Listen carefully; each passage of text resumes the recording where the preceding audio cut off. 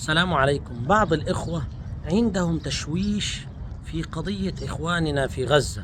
أنتم عارفين الإعلام له تصريحات والساسة لهم تصريحات، لكن نحن كجانب شرعي عندنا مسلمات نستطيع أن ننطلق منها. المسلمات بمعنى يقينيات. فاليقينية الأولى التي نستطيع أن نكيف عليها حتى نبعد هذا التشويه عن بعض الإخوة، أن هؤلاء الإخوة المسلمين أصحاب أرض، وقد اعتدي عليهم واغتصبت أرضهم وأعراضهم، وهؤلاء في الشرع لهم حق الدفاع عن أنفسهم. وبالتالي فإن رسول الله يأتي بجملة من الأحاديث فيها ما يدل على أن من مات دون عرضه وماله فهو شهيد، وبالتالي فلهم حق الدفاع. فهل رأيتم طاولة من المفاوضات أو كلام فضفاض يحل قضية أرض مغتصبة؟ لا يكون ذلك إلا عن طريق المقاومة.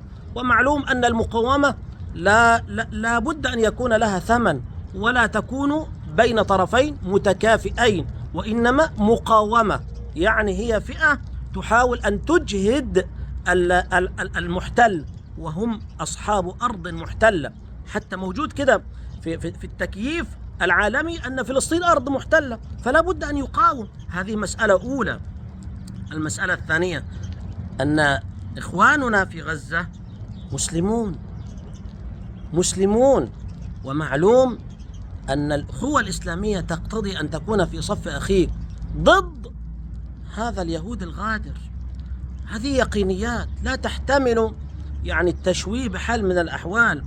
ربما يكون هناك بعض الأمور التي تدور في ذهنك من أخطاء، قد يكون ذلك، بس هل هذه الأخطاء تبرر لنا أن ندع إخواننا بما نستطيع أن ندع إخواننا فريسة لهؤلاء اليهود الغادرين؟ فإن رسول الله قال: المسلم أخو المسلم، ولا يسلمه ولا يخذله ولا يحقره. هذه الأمور مسلمات يا جماعة. لا تعطي لنفسك حجة لتخذل أخاك بأمور واهية. أسأل الله عز وجل أن يفقهنا في ديننا.